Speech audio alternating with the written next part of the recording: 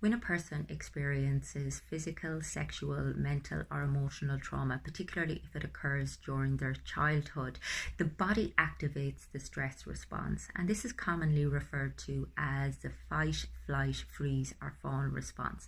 Now, sometimes the nervous system malfunctions, particularly if the trauma is prolonged, and what happens is the nervous system becomes hypervigilant. It's like as if it forgets to switch itself off, and constantly an individual becomes frozen in a certain state. So they become frozen in fight, flight, freeze, or fawn.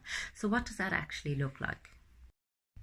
The fight response shows up in adults as aggression, as irritability, as being very domineering and very controlling, somebody who likes to be in a place of power, somebody who makes quite impulsive decisions, and somebody who can really throw their weight around, who is likely to be very critical of others and sometimes quite critical of themselves. The way we recognize the flight response then is somebody who experiences a lot of stress and anxiety, somebody who may describe themselves as a workaholic.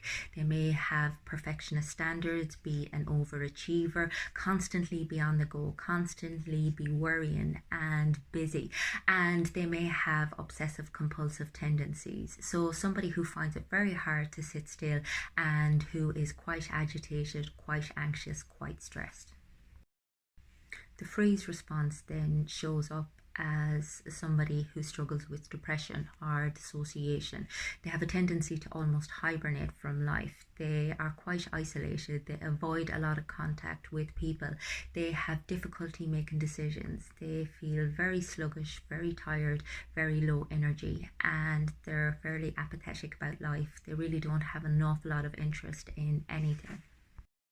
Fawn then shows up as people pleasing, somebody who is afraid to have their own opinions. They're more worried about what other people think, somebody who has poor boundaries and who may display codependent tendencies in relationships, somebody who really struggles asserting themselves, asking for their needs to be met, even recognizing their own needs, because they are always trying to predict what other people need as opposed to taking care of themselves. Now, the good news is that any of these responses can be worked on.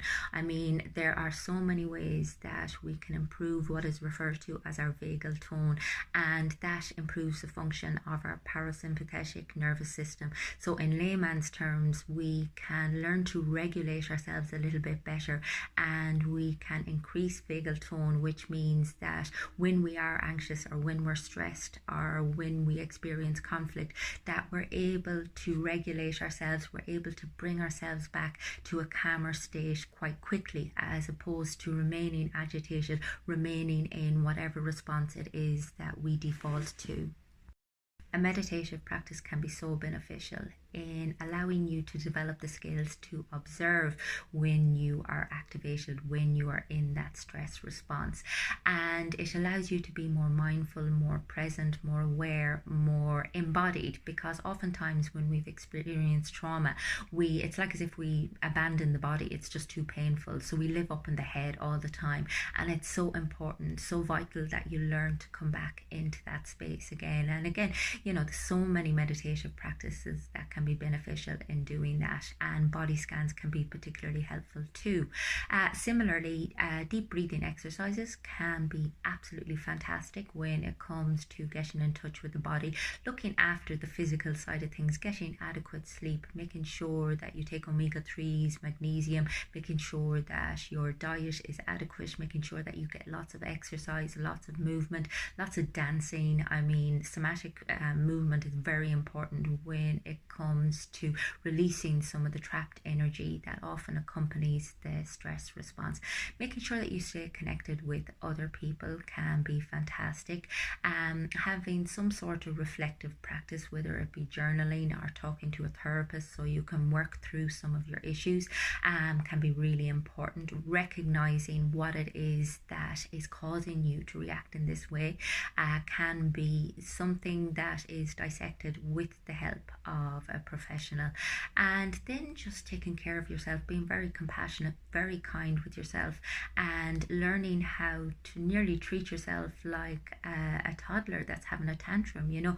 Soothe yourself, learn to regulate, learn to breathe through it, so that you're not always been driven by the response. You're actually in the driving seat. You are able to recognize what's going on, and you're able to bring yourself back into the land of the living, so that you can be responsive instead of being reactive.